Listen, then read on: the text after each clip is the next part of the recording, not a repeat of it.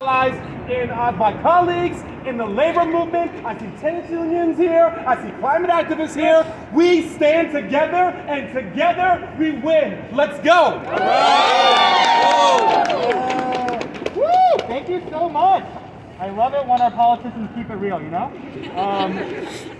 Next on, we want to show folks that we have so much support here in New York City too, because ultimately, we want to create a public bank here in New York City. All right. The first public bank in the country. Yeah! Municipally at the city level. First off, I'm going to call, at the time, the city council member elect, but now, sitting city council member, Tiffany Caban. Come on up.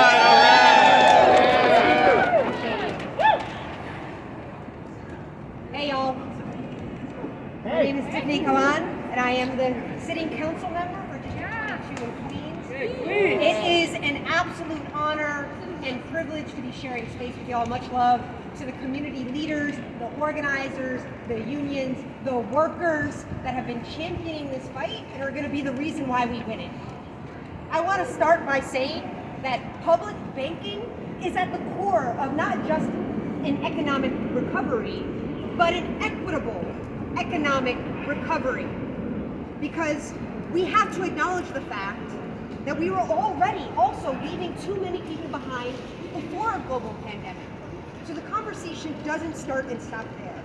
And in order to recover from the pandemic, communities need financial structures in place that are going to actually provide the sufficient resources and invest in particularly historically oppressed communities. We know the stats around who is not banked at all, who does not hold an account at all. We know the stats around who is drastically underbanked. And we know that those are concentrated in economically depressed areas, in historically redlined neighborhoods, perpetuating the disinvestment from those very communities generation over generation. And so a public bank could provide basic banking services to currently underbanked and unbanked communities to the tune of almost 1 million people.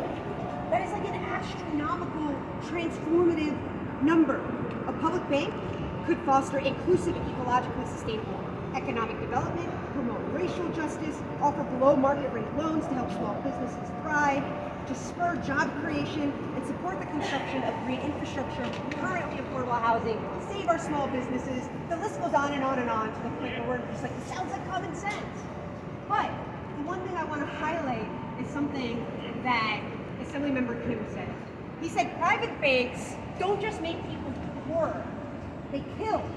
And so I just want to end by saying, very, very simply, if it saves lives, it's worth doing.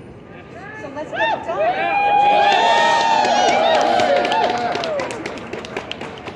Thank you so much, Councilmember Caban. I want to welcome another huge supporter of our campaign, even before we started running for office. Please welcome incoming Councilmember Alexa Aviles.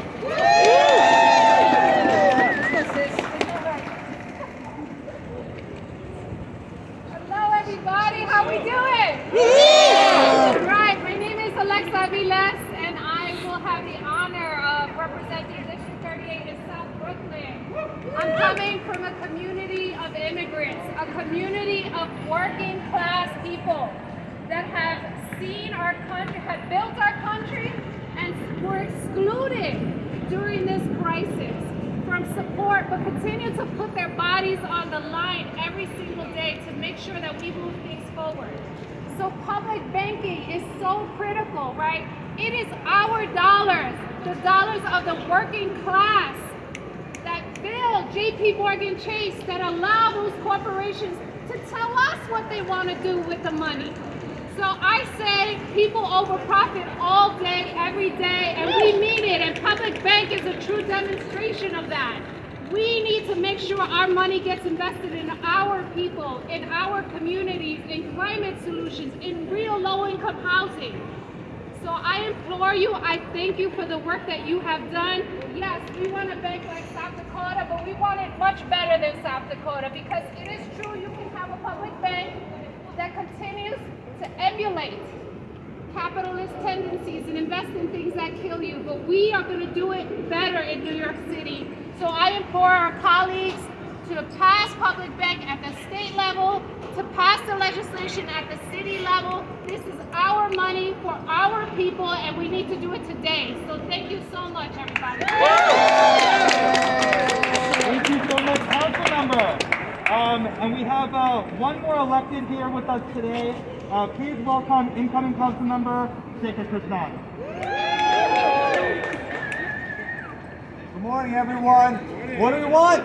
Public bank! When do we want it? Now! What do we want? Public bank! When do we want it? Now! Good morning, everyone. Good afternoon. My name is Shekhar Krishnan from Jackson Heights in Elmhurst in Queens, and I want to start with a basic value.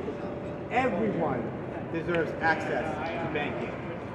Whether it's affordable loan for an immigrant small business owner in Jackson Heights, whether it's a fair mortgage for a homeowner in a community that's been redlined for decades, whether it's a child dreaming of going to college.